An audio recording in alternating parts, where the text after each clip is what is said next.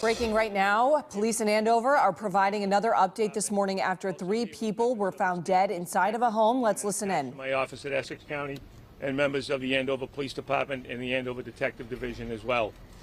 We're here at this address where Andover Police was summoned this morning.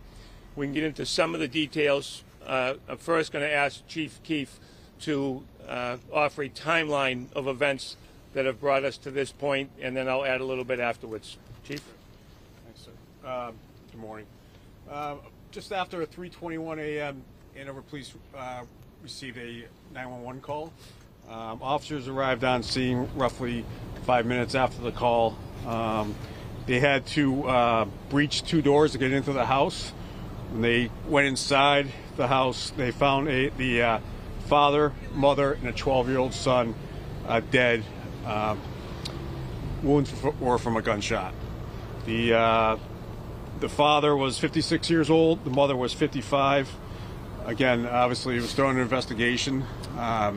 Obviously, we know the how. We're trying to figure out the why right now. So we're going to need some time to figure that out as we move forward. Thank you, Chief. As you can imagine, this being only in the first of several hours into this scene, we have quite a bit of work to do. We're still in the preliminary stages. But one of the messages that we would like to make sure that people know is there's no danger to the public at all. This entire situation was contained within the address here.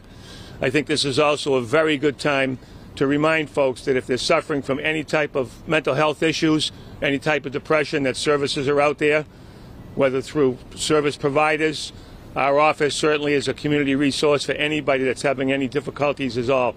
I also want to make sure that we recognize the first responders here, the difficulties of working these scenes.